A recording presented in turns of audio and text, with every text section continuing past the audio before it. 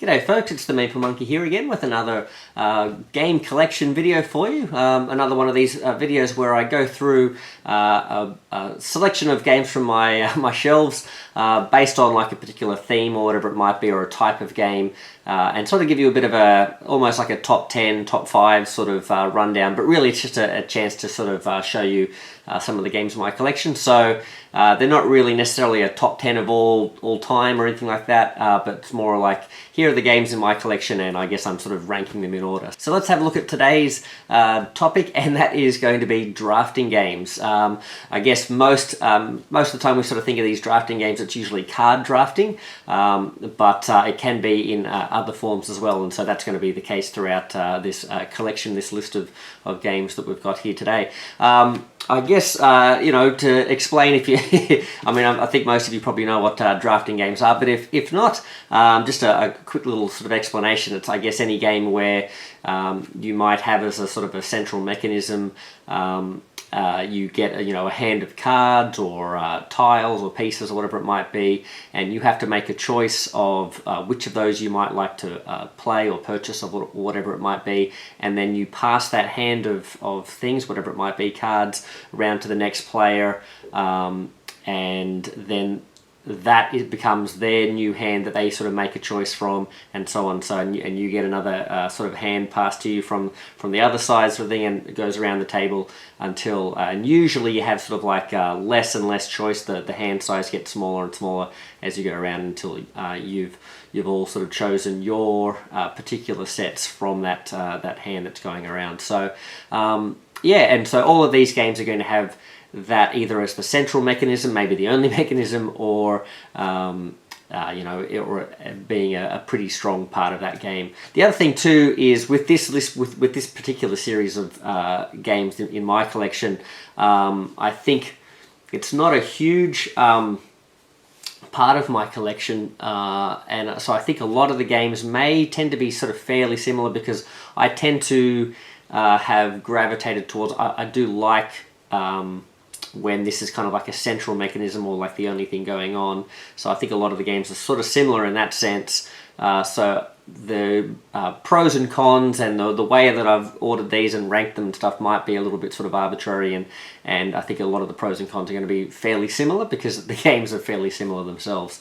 And as always with these lists, some of my choices and things might be sort of contradictory. I said one thing about this game, but I like it in this other game, and so on. So we'll see how that goes. The last thing is, I should mention there's a game that I have featured before on one of these videos called Blood Rage, which is primarily, I guess you would say, it's a sort of dudes on a map, area control style game where you're sort of fighting over these different regions in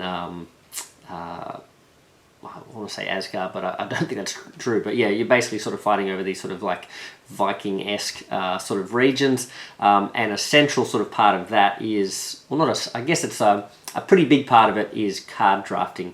So your combat cards and different goal cards and things like that at the beginning of each round are determined by a drafting sequence where you'll get a hand of cards based on sort of going around and picking them from different hands as you go around. But I've already featured that in another video, and for me, I sort of see that as much more of a area control style game when I'm thinking of games I'd like to play. The drafting, even though it's a big part of it, doesn't sort of come to the forefront of my mind, so I'm not sort of including in this list. But I guess you could sort of add it to this list of things that are in my collection. So there you go. All right, well, I better get on with the actual list itself and let you know what my top, and in this case, top 8 games are that are primarily drafting games. So the first one is actually a bit of a classic, really. And if you know your drafting games, you might know if you were to think like, what's the classic drafting game in the world of board gaming over the last, I don't know, however many years. This one might be the one that sort of like got the ball rolling with like it being a big popular part of modern board games, and that is Seven Wonders. So apologies if there's a bigger game that's all themed around drafting than this, but this one is the one that I'm aware of. It's sort of like the big classic. So Seven Wonders is a game by well, I'm not sure who publishes it these days, but it was by Repos Productions. I think there is a new version of it, or a new edition of it out there that came out a few years ago, but I'm not sure who made that one.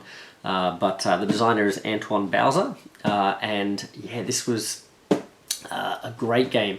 One of the great things about the drafting sort of mechanism as a key thing is that it takes the same, like basically it happens simultaneously. It takes the same amount of time.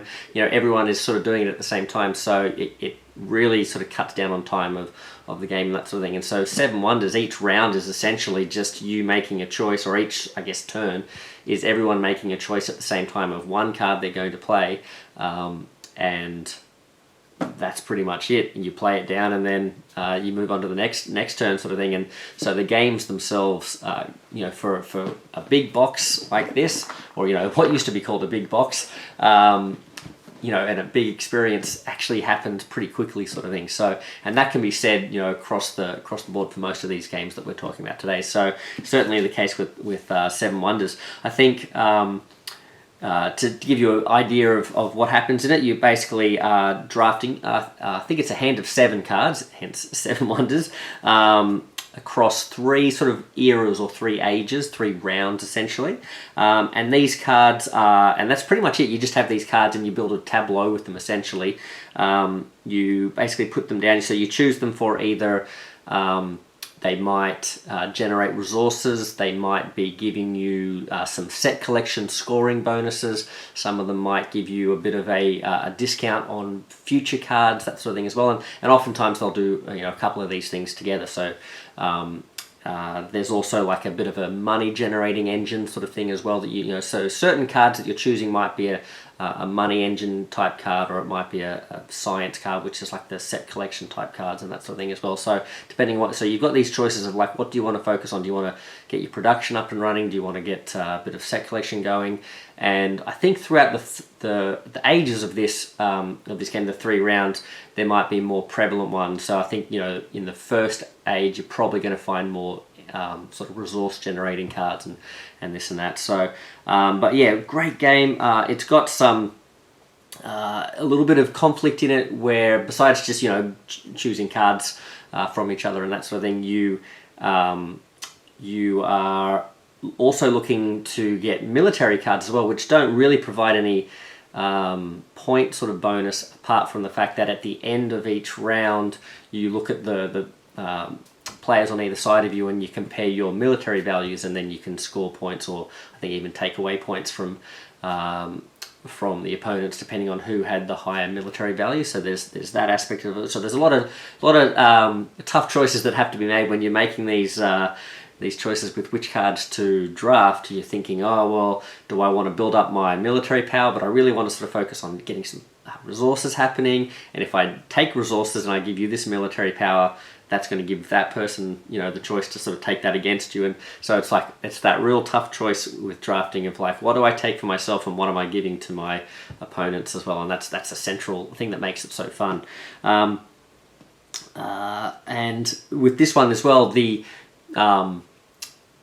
other big thing, it's called Seven Wonders, is everyone gets their own sort of wonder board as well, which has its own sort of little goals that you're going towards, that you have to generate certain resources to get these phases of the wonder built, and then that wonder will give sort of asymmetric sort of abilities or powers or resources or whatever it might be, depending on each stage that you build as well. So that sort of brings a little bit of asymmetry to the game as well, and then different expansions and that sort of thing. There's quite a lot of expansions for this game because it's such an old sort of classic one now.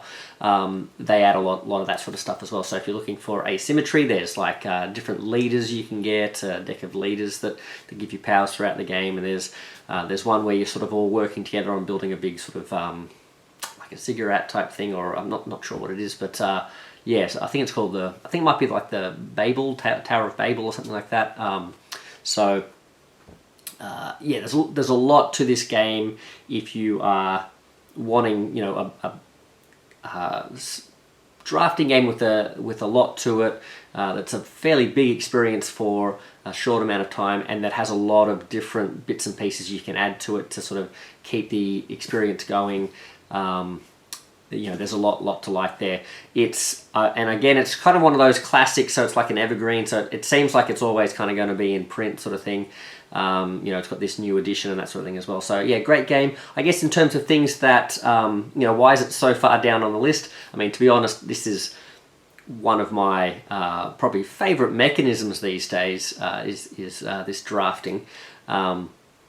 So everything on this list I do quite like a lot. But this one's probably just this low because it's been around for so long that I basically it's been in my collection for ages, but I probably haven't got to it very recently because they're Marvel United, which I pretty much almost play exclusively these days, but also even before that, there were all these other games with drafting in it that I just was trying out and more sort of enticed by, Cult of the New and that sort of thing as well. So, but yeah, still a classic, Seven Wonders, great, pure drafting experience. So really good one. That's Seven Wonders. Now, the next one on the list is Sushi Go Party. So Sushi Go Party, it's one of those games in a tin, so that's a point against it right there, but still, this was a bit of a classic as well. So Sushi Go Party is by Gamewright, and I think it's still out there. I'm not sure if it seems to be one of those games, and Gamewright seem to have a lot of these games that they're not just in sort of like big board game stores and stuff, but you can find them in sort of novelty game stores and all that sort of stuff. Like it seems to be sort of out there a bit more sort of, available. And Sushi Go Party is actually sort of like a quite a bit bigger version of a really small game called Sushi Go, and this one just basically adds a bit more sort of gamer-esque sort of things to it, makes the experience a little bit bigger and that sort of thing. But essentially this one is a real pure drafting and set collection, and that's pretty much it. It's basically you've got cards and you just draft them, you put them down. There's not really a lot of, as far as I can remember, not really a lot of tableau building or anything like that going. You just basically are picking a card each round, putting it down, and then at the end it's like you're basically collecting sets, and whoever has been able to build the best way to sort of score with their sets is going to be the winner, sort of thing. So there's not a lot else to it, and what it does have, it's got lots of different set collections. So there's like, whoever has the most of these or the least of these, or who has specific sets of 3. You don't score any points for 1, 2, but you might score for 3 or things like that, or just however many more you get, they score exponentially. So what this game has, and what the Sushi Go Sushi Go Party, the party part to it that adds all the extra stuff, is I think it adds a lot more different sets. So there's a lot more variety in the cards you've got, and you have this board that you put out in the middle that you basically choose from a whole range. So you might have a couple of cards that are in the appetizer category, a couple of that are in the main category, a couple of that might be in the drinks category, a couple that might be in the like desserts category. So and each of those categories has a lot of different sets in the box that you can choose from, but you only use a certain amount of each category in your game. So every game is going to be different in that there'll be different versions of set collection going on. So there's a lot of replayability there, which is great. It sort of reminds me a little bit of, and I guess there's a lot of games like this these days, right? But like Dominion is that classic sort of deck builder game, but you've got so many different types of cards that go in that market. So from game to game to game, you'll have a very different experience depending on what are the actual options of cards that are in that market, sort of thing. And it's sort of similar here. You have that little board in the middle, and depending on what choices of the menu items you put into that board, you're going to have a different game, sort of thing. But but still the core thing is you're just drafting, going around the circle, picking a card each time, and then seeing who's managed to get the best score. So and that's what I would say. It's a super cute theme, really nice, cute, bright pictures, really, really cute stuff. So that's, and it's just a fun simple, quick game. So those are the things that I really love about it. If I were to say something that was like, what sort of knocks it down a little bit, is just that that's pretty much all there is, I guess. So it's not necessarily much of a knock because what it is great, sort of thing. But if you're looking for maybe something a little bit more or something like that, in terms of a bigger experience, this isn't going to be it, sort of thing. But yeah, great game. I should also mention, going back to Seven Wonders, the theme there is, I guess it's one of those things. For me, it's like a bit of a, it's inoffensive. It doesn't, not really a knock against it, but it also isn't like, I'm not super excited by that theme. It's sort of like just that sort of historical, building up a ancient civilization sort of looking thing. So yeah, not amazing, but also not a bad theme either, sort of thing. So anyway, back to Sushi Go Party. That was Sushi Go Party number 7. So let's have a look at the next one. That is going to be a much smaller box, but probably about the same size experience, and that is Hokkaido. So Hokkaido is another drafting game, and that's pretty much, well, I'd say this one there's a little bit more going on to it. There's another big element to the game as well, but this one is, this particular edition I think is Renegade Studios. But Hokkaido is an interesting one in that there's another game called Honshu, which is also similar to it in that they both have this mechanism of, essentially you have these cards that they're like a 2x3 grid of little images of little landscapes. It might be forests or lakes or cities or mountains or whatever they might be in this 2x3 grid on these cards, and you basically are playing them down and overlapping them to build out a bigger map that is scoring you points for set collection and that sort of thing as well. But the way that they differ is that in Honshu, which I think was an earlier title, the way that you get these cards and put them down into your tableau, there's some sort of like a card selection. I don't know if you get them from a market or whatever it might be, but there's a different way of attaining the cards. In Hokkaido, you guessed it, the way you attain the cards is card drafting. So you have a hand of cards and you draft them, and each time you get a card that you've picked, you put it down in your map and you build out this map and basically try and score with different categories of set collection. So it might be that I think every forest that you have on your board is worth a certain amount of points, whereas if you have, I think, lakes, they might be, you have to build them in a contiguous, is that the word? Contiguous sort of like a stretch of lake. They all have to be connected, and each of those parts is worth 3 points, but the original sort of lake one that you have is worth 0 points. So it's like, yeah, so you want to build out a nice big lake so that you can get as many of those parts of it that are actually going to score 3 points. It's a similar sort of thing with mountains as well. And I think the lakes and the mountains, you have to be careful because you can't put other cards over the top. So you can do all this overlapping, but once you've got a lake down, that sort of limits how much overlapping you can do around that, and the same with mountains.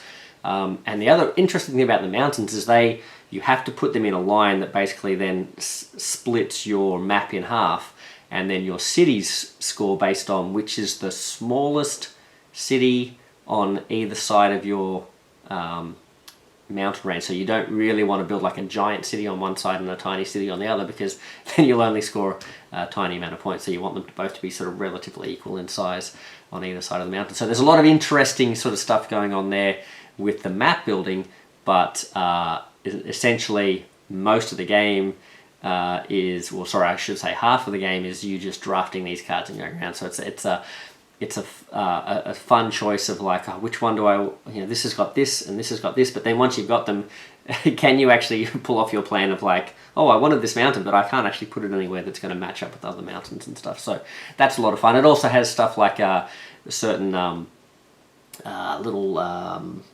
things might have production values on them, so you can generate cubes to put down little terraforming things that you sort of put your own mountains or things like that are separate from the cards down. And I think some of them have little factories so that if you've got spare resources at the end of the game and you've got those available to put them into, you can earn big points for that and that sort of thing. But yeah, so the drafting element to it is very standard drafting though, so it's just I think you have like a hand of six cards, and you go around and you just pick one each time, sort of thing. So nice simple game. Again, I think the aesthetics of it, it's sort of nice, but I think it's meant to be sort of like a pretty sort of game, but I just find it's a little bit flat. The images aren't super nice, sort of thing, so it doesn't look amazing to me. And I think part of that comes from the abstract nature of it needing to be sort of fairly abstract, so you can see clearly what the different zones are you're looking at when you're building your map and that sort of thing. But yeah, it's nice, but it's not the best looking game for me.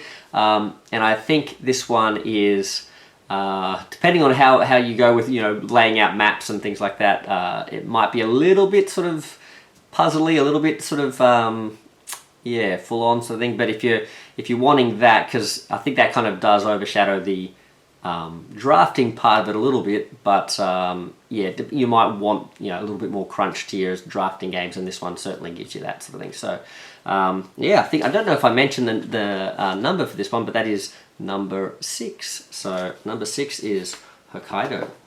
All right, so let's have a look at number, it must be 5, and it's another smaller game. You'll see there's a bit of a theme here. A lot of the drafting games are a bit of a smaller sort of footprint, and this one, speaking about footprints, is Draftosaurus, big dinosaur footprint. So another small game.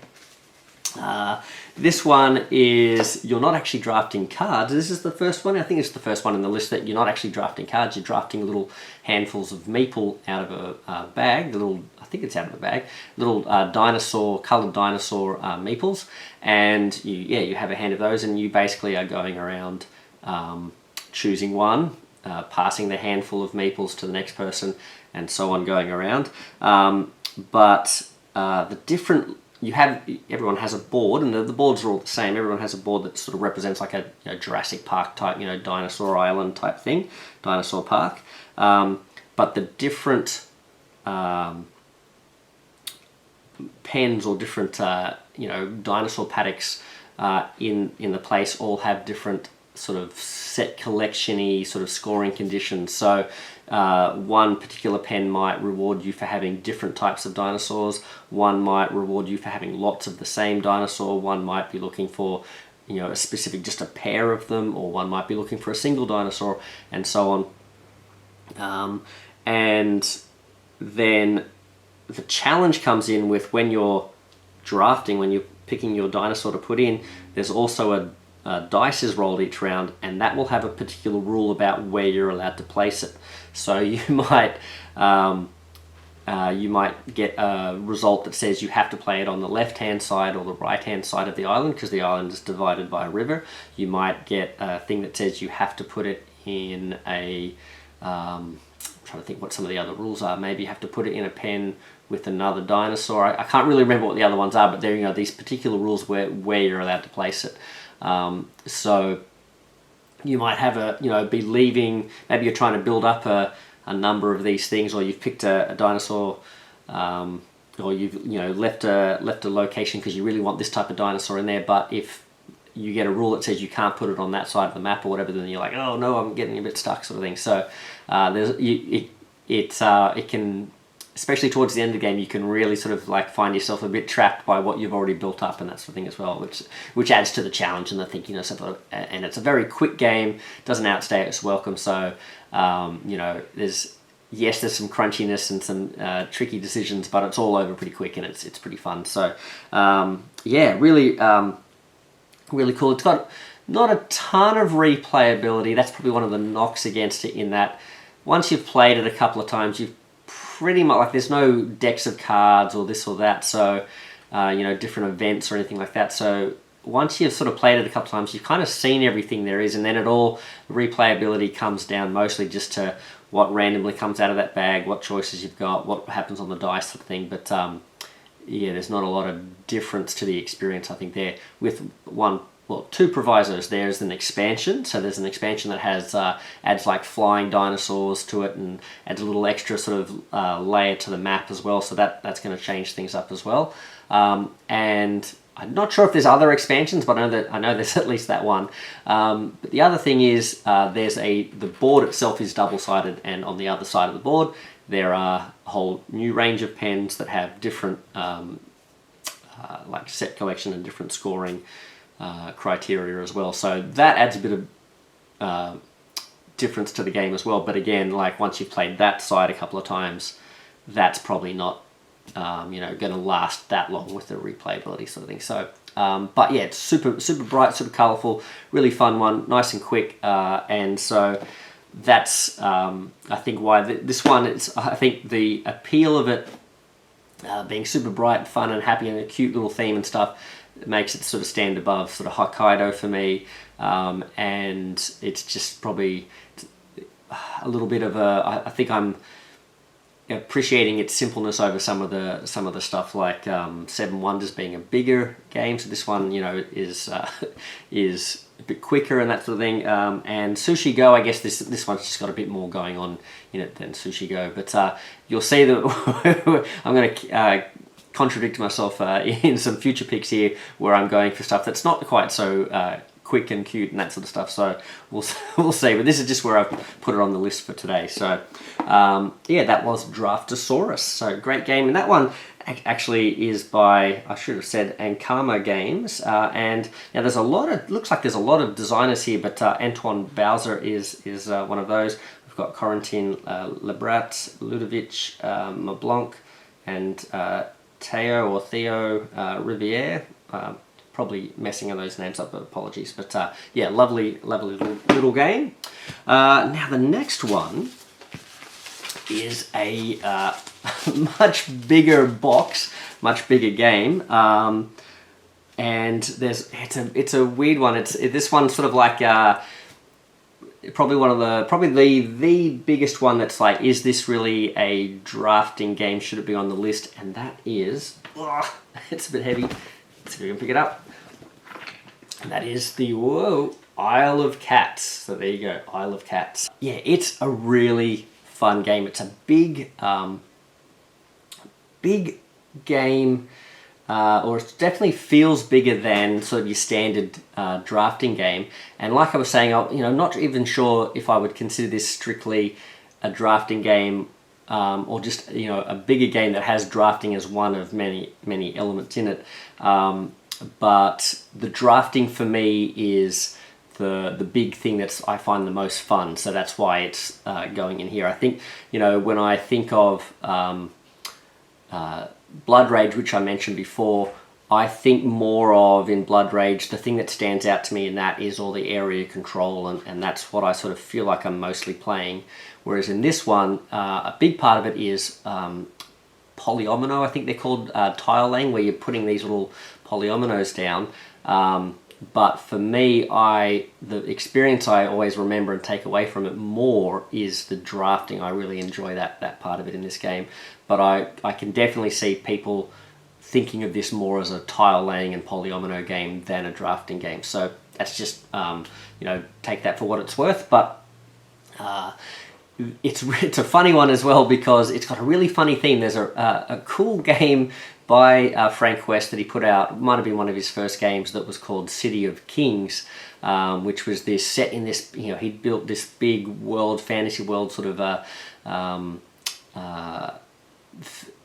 fantasy sort of world that was being threatened by a giant evil overlord sort of thing that was conquering the world, and you were sort of these characters going out about the land, sort of, it was kind of like this weird sort of resource generating, but going out and fighting across this map and trying to sort of build up your character so they became better and better. It was almost like legacy style, or it was like a campaign style thing, and you fought against these different bad sort of mobs that would sort of pop up on the map and sort of threaten you and that sort of thing as well, and you had these different storyline missions you had to go through. But the premise was that there was this big evil sort of Sauron type overlord that was basically conquering the world, and you were sort of like the last bastion of hope with this last city sort of thing. And the theme for this game, Isle of Cats, if you're wondering what's that got to do with this game, is this is set in the same world, and you were basically some like cat-loving people who just love cats, right? That have decided you're going to risk your life to go sail because this evil overlord's coming, and there's a particular island full of cats, the Isle of Cats, and you're worried that they're going to be, endangered if the overlord comes through that island. So you're going to this island to basically go onto it and rescue as many cats as you can, get them onto your ship, and head back home before the evil overlord gets there. So that's the theme for this game. It's it's crazy, and it doesn't sort of that theme doesn't really touch the game at all, like in terms of what you're doing in the game and that sort of thing. It doesn't feel like anything with the big evil overlord or anything like that. It's just you are going around drafting cards so that you can grab cats, these polyomino tiles, and put them on a board with a grid on it, like polyominoes, but in the shape of a boat. And you're basically putting these cats on these boats. But it's a bizarre theme. I love it. So strange, but it's very unique, right? And it's pretty cool. So the reason you're collecting these cats and putting them on these boats is because you're trying to rescue them from Sauron. So very funny.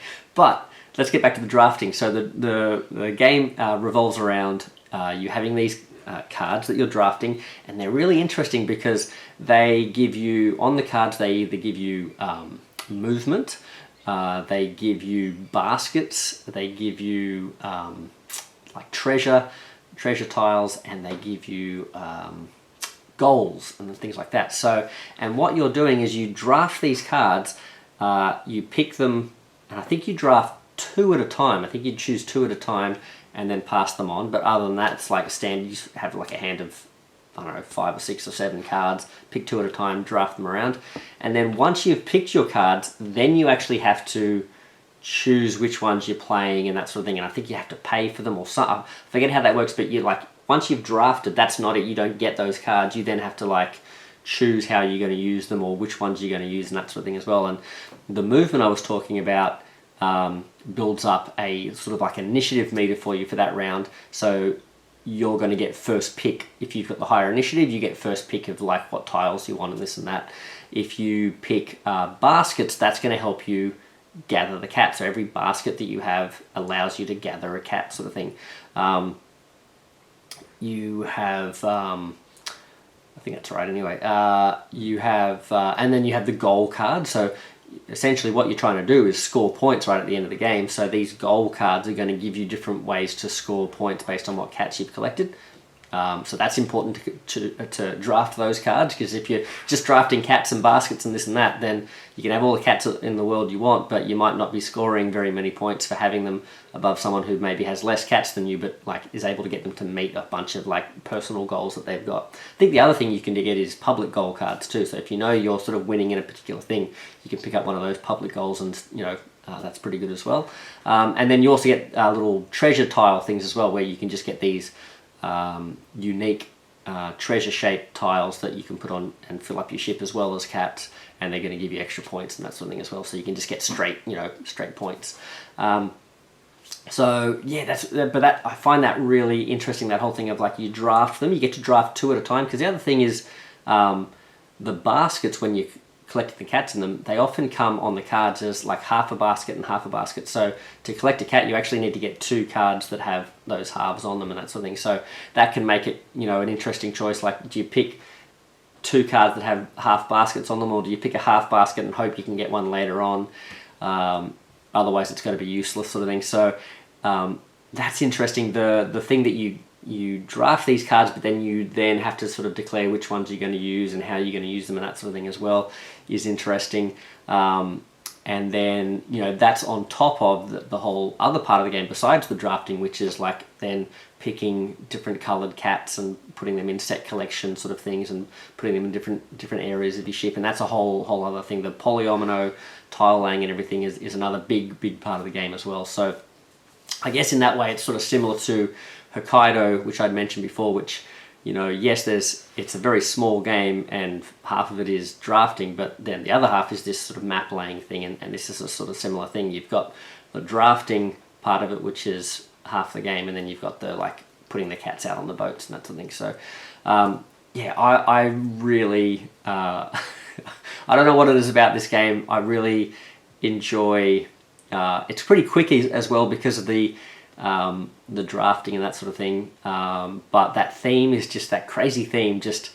I just find it funny, and I really like it. So it's also, because it's about cats, you can usually get folks excited to play it because they're either excited by the art, they're excited by the idea that it's just cats, or they might find the theme funny and that sort of thing. So it's a pretty good one with that. I think it's also a bigger experience too. So if you're looking for I'd say it's about the same size of experience as something, maybe even more of a bigger experience than something like Seven Wonders as well. So it's that next step up of game. So if you're looking for that, it's pretty good. The only thing I would say is it might be, I know I like it, but it might be a little unintuitive or a bit wonky, especially for the first few times playing it, playing with folks, and they might sort of need to really sort of be reminded that it's like, okay, your cards that you're drafting aren't automatically yours. You then have to sort of like commit to using them, or I forget how you actually sort of pay for playing them. It might be you have to spend certain cards on paying for cards, or maybe that's what, there's a resource called fish as well in it, and I forget what the fish are for. I don't know if they're for paying for your cards or paying for your cats or whatever it might be, but just that their whole way of sort of like, you do your drafting and then there's this sort of step in between the drafting and then actually getting to sort of use the cards might just be sort of a little bit sort of unintuitive. Just something to look out for there, but that's the only really thing I can think of that's maybe a little bit tricky about the game. But yeah, great game. So that's Isle of Cats, and that was number 4, I believe. And let's see what number 3 is. So now number 3, for the most part, we're sort of getting some slightly sort of bigger experiences here as we go into the list here, which is funny because I told you some of my games further down the list I really enjoyed that they were smaller, but yeah, that's how it goes. So this game, number 3, is called, I think it's Between Two Castles of Mad King Ludwig. And yeah, this one again, crazy sort of idea, crazy mishmash, and it just creates a very different experience. So if you like your drafting stuff but you want different experiences game to game, this is another one that's going to give you a very sort of different feel. So this is a mashup between 2 games. I think there was a Stonemaier game, and I think this one is actually, well, actually it's a combo. I think both companies are sort of responsible for this, because Stonemaier made a game called Between Two Cities, I believe, and then there was I think it's Bezier Games made The Castle of Mad King Ludwig, or Castles of Mad King Ludwig, and they teamed up together to produce this game called Between Two Castles of Mad King Ludwig. Interestingly, I haven't played either of those 2 games, but I really like this one. So it's, the drafting in this one is you're drafting little square room tiles, so it's a tile placement game, and you're not drafting cards, you're drafting these tiles, and what you're doing is you're putting them out. You're drafting, I think you draft 2 of them, so you have a stack of them or whatever it might be, and you draft 2, and then you pass the rest on to the next player. But then with the 2 tiles that you have, you put them into 2 separate castles, and you're basically building castles with these little room tiles that sort of build out as you go. But you put them into 2 separate tiles on either side of you. So you don't have your own castle in front of you. You have a castle in between you and the person on your right, and you and your person on your left. Yeah, it's just, that creates just such a fun dynamic of like, so you get to talk to the people on either side and say, hey, which one should we build in here? Because you both want to, like, on either side, you both want to make this castle really good, and you both want to make this castle really good as well. And yeah, so you sort of talk which one, oh, we need this or that because this will give us this combo. And essentially the rooms, they sort of, I think they have different sort of set collecting sort of parameters and things like that depending on the room type. They might need particular types of rooms around each other and things like that as well, different combos of rooms. So you have like your rest rooms and your dining rooms and your this and that, and they all build out from like a central sort of like, I think it's like a hall type thing. But then as you sort of build these out and you're scoring different combos, they give you little bonuses during the game that pop up that allow you to get like a card or this or that. And then on those cards, they give you sort of like different, you can essentially get like goal scoring cards that can help you become a little bit more differentiated than the others.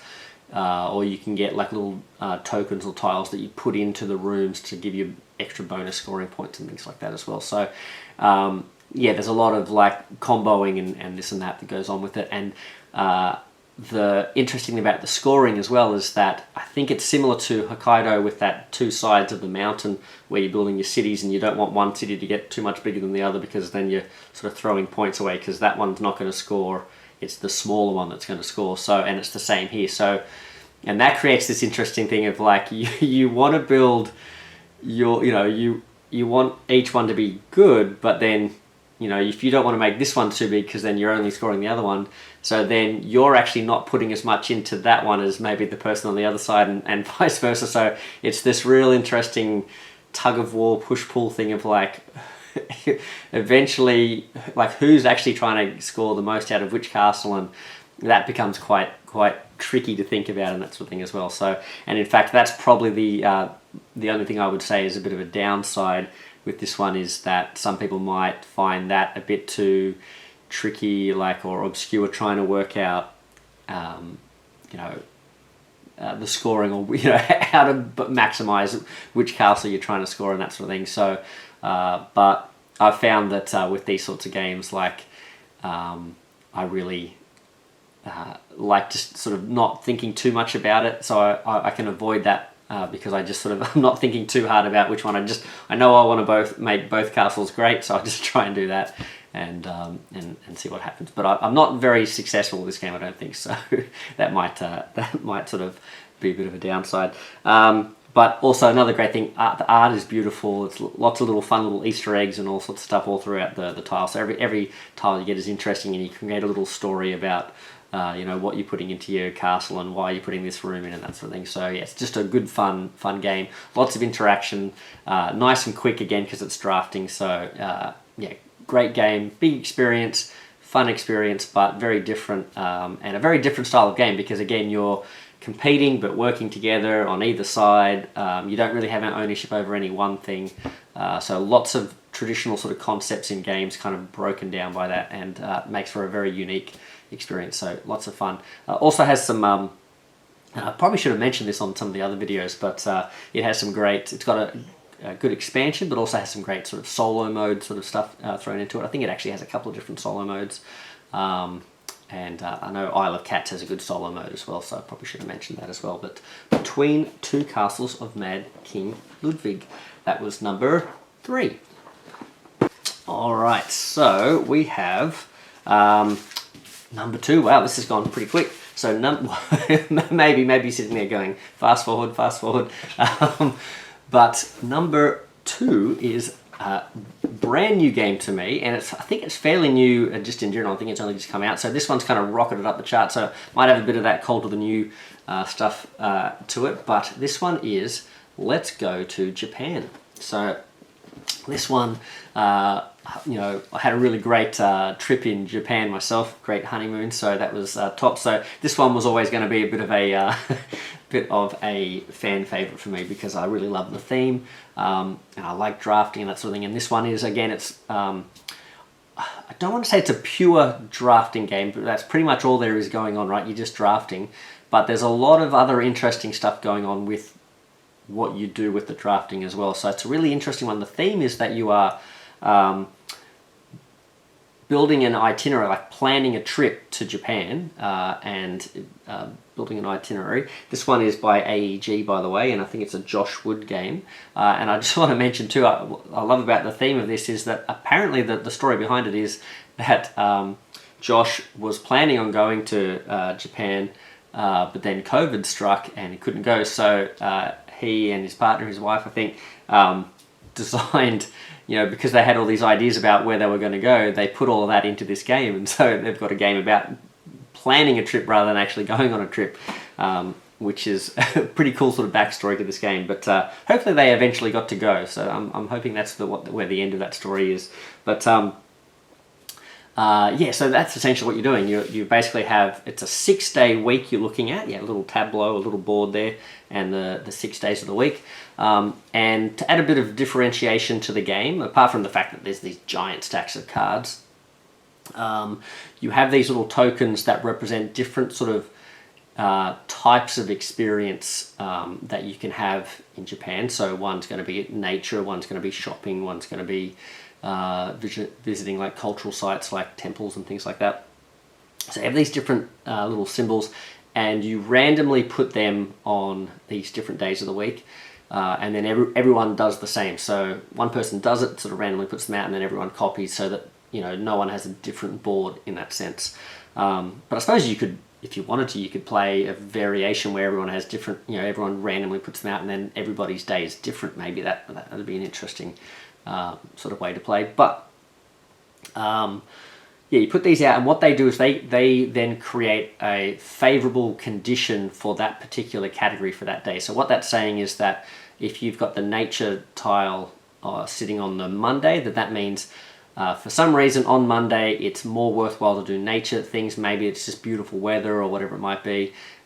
If you put the shopping one on Monday, that maybe means there's lots of sales on or something like that on the Monday. So and then what happens is you're placing these cards out, and you are only allowed to play up to 3 cards on each day. And the way that the game plays out is that every game pretty much you're always going to play at least 18 cards down. So you're always going to have 3 cards on each of the 6 days. There are ways you can play some little bonus extra cards as well, but essentially you're going to have 3 per day sort of thing. And with that knowledge, then you have to sort of plan out putting these out. So when you draft them, and the drafting is really interesting too, because the drafting is very specified. Every round has its own rules for the drafting, and the drafting is usually you're only drawing 2 cards and picking one, passing yours to the next player, or drawing 4 cards, I think, and picking 2 and then passing to the next player. So you're only ever really making a choice between 1 or 2 cards, or maybe 2 or 4 cards. So unlike a lot of other drafting games where there's a lot of I shouldn't say a lot, but can be some analysis paralysis of like, oh man, I've got like 6 or 7 choices. Which one am I going to choose? Especially at in the beginning of a drafting round. In this one, it's always really sort of, so I find that makes the choices even quicker. Like the drafting being a quick mechanic, this one goes even faster, because you're just like, well, I've got 2 choices, this one or that one. I'll do this one. And so when you're making these choices, what you're looking for is those little favorable tokens you're generally looking to play cards down that match up with these favorable tokens. So each of the cards is essentially like an experience for a day. And they have like little symbols at the top that generate resources, or they sort of build up points in those particular categories, like shopping or nature or whatever it might be. But they'll also have at the bottom like a little scoring goal thing. And essentially what you do is you put these down in the days of the week, and you can only have 3 in each day, but they overlap each other, so that only the bottom card, only the one at sort of the bottom of the stack sort of thing, is showing its end game scoring thing, and that becomes essentially the highlight of the day. So you've got this puzzle of, as you go, you can choose any of the days you like to put them into, at least to start with, but then as you start filling them up, the spots available in each day become less and less, because you can only put up to 3 in there. So you then have and then you also have the choice of like, oh, which one do I want to be my scoring location? And in fact, you can, when you put your cards down, you can choose to put your card like above or below cards that are already in the stack. You can't rearrange cards that are in the stack, but the one that you put in, you can put above or below. So you can actually sort of pivot, and you might be working towards some goal, and then you might get a card that has an even better goal, so you can put that over the top of the existing card and then have a new highlight of the day as well. So there's all these choices of like, which ones do I put in, how I want to put them in so I'm getting bonuses for that day. Because the other thing is, when you score, when you put lots of cards with the same symbol in days that are favorable for that symbol, it gives you an instant bonus that you can then, usually some sort of a resource or something like that, like a wild token that you can use to sort of boost your further turns. Because the other thing is you don't score anything, you don't actually generate any resources or score anything for the most part until the very end of the game where you actually go on the trip. So each turn you're putting these things down, but nothing is set in stone, nothing, you're not really generating many points or anything like that until you then go through. So you're hoping that you've set things up right so it all triggers and flows, and that you've put cards that might need certain tokens or symbols and things for scoring earlier in the week, because you need those to show up later for the end game scoring and that sort of thing. So hopefully, I don't know if I'm explaining this well, but boy, it is a lot of fun. You just basically draft, super quick choices, because you usually only have a few cards to pick from, and you basically then just go through and see how it all plays out and how you score. And so I suppose that's the one downside but is that getting your head around, okay, you're not really generating or getting much to start with, so everything is long-term sort of planning, or like everything is looking to the future and trying to work out that everything's going to meet up and link up and that sort of thing. So that can be maybe a little tricky to get your head around first game sort of thing, but apart from that, I think it's pretty quick. I don't know how much, because I've only played it the once, so this is again, take this with a grain of salt that it's this high on the list.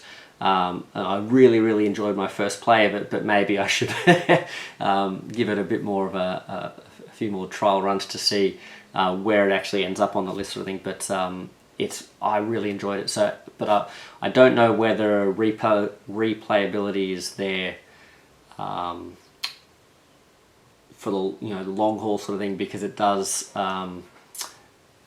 There's a huge stack of cards, so there's lots of stuff there, but there's no event decks or anything like that. So kind of, and apart from just the different symbols showing up different times, I'm not sure if the games would start to feel similar after a while, but it certainly was a fun experience for me playing this one, enough to sort of like rocket up the charts there.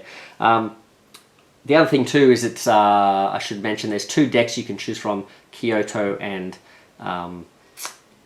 Tokyo, and essentially you're, putting down different events from either city sort of thing. So what you're trying to do as well is not have to travel back and forth as much, because the more you travel, the more expensive, and it actually takes away points from you. So that's another thing to consider, is like trying to bunch your Tokyo things and bunch your Kyoto things like together as well. So just lots of fun, really fun theme.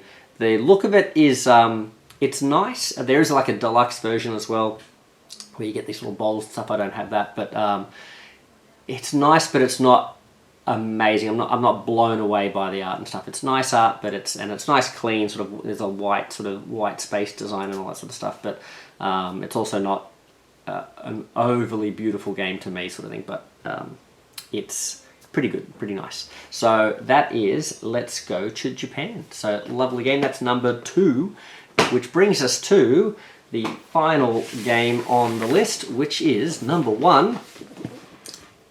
I love this game. This is not just one of my favorite drafting games. This is just one of my favorite games in general. It's amazing, and it is. It's A Wonderful World. Oh, I should probably hold that up a bit longer. There you go. A Wonderful World. This is by Le But de Jeu, which I think is something like Box of Games or something like that, or Ori Games as well. I'm not sure. I think it's a French design originally. And now I'm going to get this name wrong, but Frederic Gerard. Man, this game is sensational. It's another one. It's like really pure drafting. There's like, not only is it like amazingly like pure drafting, just nice and quick like that, but it only goes for 4 rounds. It's just 4 rounds of draft. Like, it's such a great game. It sort of feels, and goes for a bit longer than you would think with the 4 rounds, but man, it is just so quick. I love it.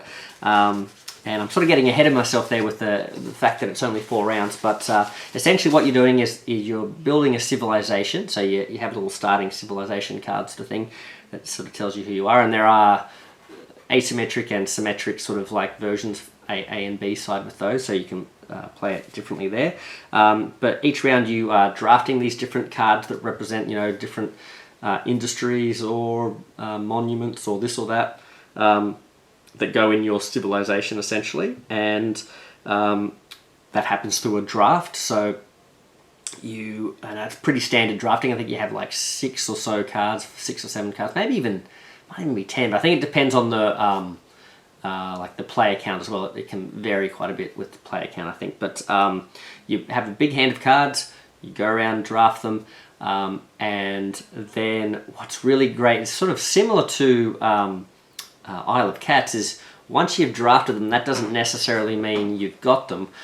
What you then have to do is you have to build them. You have to pay resources, and they each have these little spots on them showing how many and what type of resources you need to build them. So you either need to commit them down into your construction area, showing that you're wanting to build them, or you just straight up discard them from your hand, because not only do they have a little thing showing what they need to build them, but they have a little resource on the other side showing that if you discard the card, what resource do you get. So you might grab a bunch of cards, some to build and some that have the symbols on them that show that they're going to contribute to building those other cards that you've drafted. So once you've drafted your cards, you choose whether you're going to use it as a resource or actually something that you want to commit to building.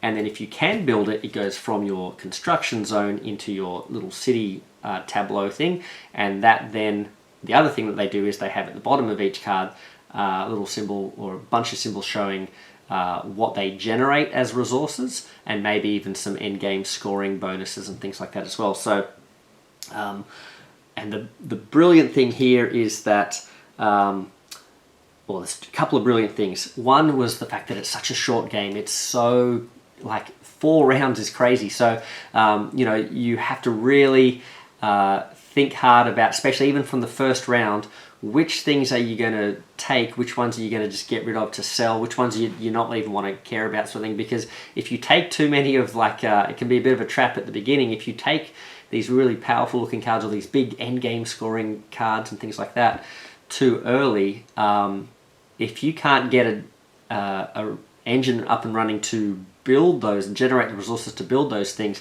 then you've wasted your time. And so if you take a big powerful card like that in the first round, that's one less card that you can actually produce from the early round. So it's a very very interesting thing that tight sort of small amount of rounds creates with that. But the other really great thing about it is the way that resources built and triggered, sort of thing. So once you've done your drafting, and then once you've done your committing to whether you're constructing or whether you're going to dump some cards for resources, then you go into the actual production phase, triggering the production. And that's really interesting too, because there's 4 or 5 different types of resource that the different types of cards produce, and they go in a specific order. So you'll produce like the bog standard, like manufacturing or whatever it might be first, and then it's like I forget what the other one's called. There's some other sort of manufacturing type one second. Then there's like the science resource. Then there's the money resource, and then there's the like special magic artifacts or whatever resource as well. I'm just making that up. I don't know what the blue one's called, but so essentially, what you can do then is, because you're generating this first basic production resource or whatever first, if you can choose a card that you can build that uses that resource to build it, but then generates another resource down the track, you can build that card with your resources, put that into your tableau, and then that card that you've just built is then going to generate its resources to help you build the next card in the next category, and so on and so on. So that's really cool, and that's how you really get some big combos happening, and it feels amazing when you can sort of combo, string a few of those together, and get like 2 or 3 cards out with some clever comboing and setting up of those that that they're going to trigger in the right order. And that's how you get around that sort of small amount of rounds, small amount of turns, is this big comboing that you're trying to set up. And it's really, so you can feel like, oh man, this game, how am I ever going to be able to have enough time to build anything?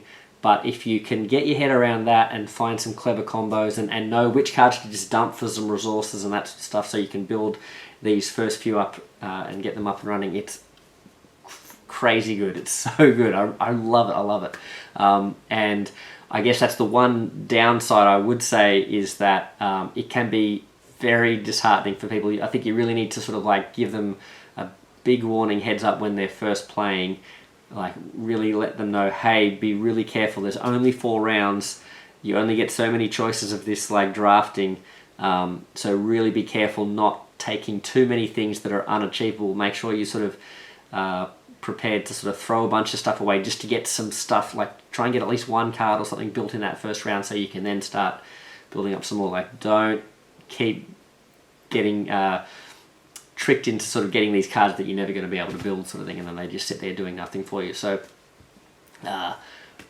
fantastic game. And then the other thing that's great about it is there's an expansion that adds these other cards that have, I forget what's in them. I think they have like a negative sort of thing into them as well, but like I'm trying to think what it is, or maybe they have like 2 different types of resources that they might generate and that sort of thing as well.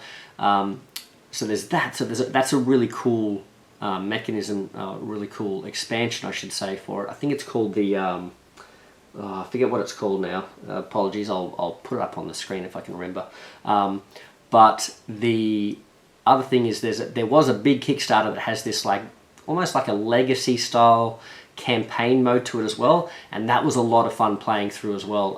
This game plays great with a solo mode. The solo modes, because it's a drafting game, solo modes and drafting games can be a bit hit or miss as well, but this one I quite enjoyed, and just playing through this campaign, it added so much more. So this was such a great, nice, pure little sort of drafting game that I really loved, but this campaign added a lot of fun stuff to it, like these little extra worker resource guys that you can almost use like worker placement and different resources that get added to the conveyor belt of resource stages and all that sort of stuff as well. So lots of little interesting tweaks and bits and pieces that can be added to the game or not as you sort of unlock them, I guess, sort of thing.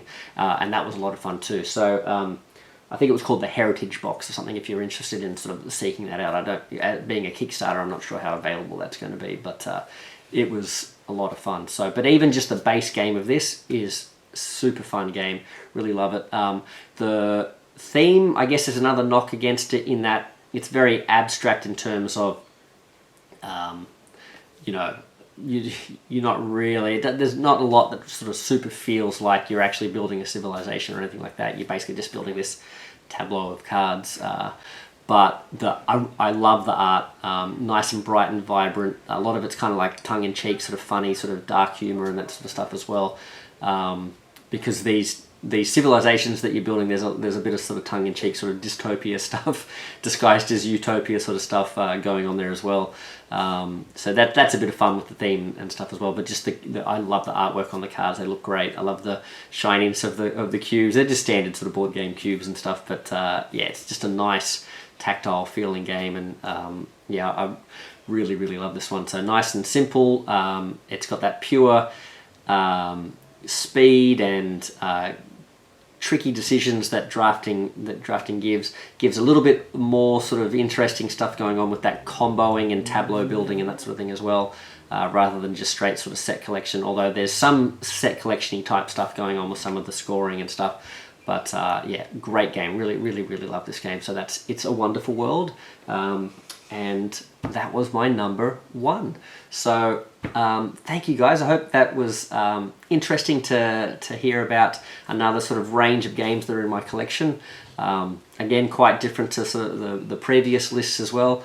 And that's what I'm trying to do, is to give you guys a bit of a sort of insight into the different styles of games and stuff that I've got in the collection. And so if you're a fan of drafting, let me know what your favorite drafting games are. Some of these games you're like, no, I wouldn't call Isle of Cats like a drafting game. It's just a game that has drafting in it or whatever it might be. Let me know. Are there any drafting games that you love that weren't on this list that you think I should know about?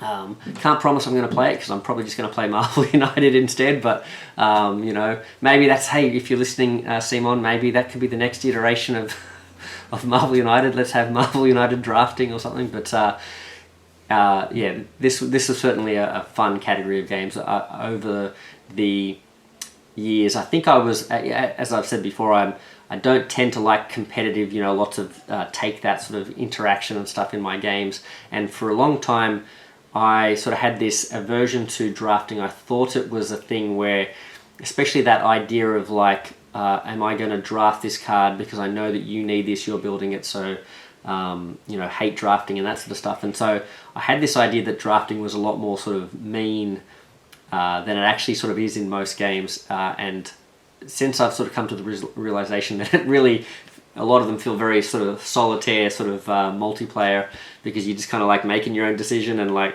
you know what, I can't think about too many different things. I'm just going to pick what I think is going to work well with my combo. I've really started to relax and enjoy drafting a lot more myself. So yeah, fun category of games for me.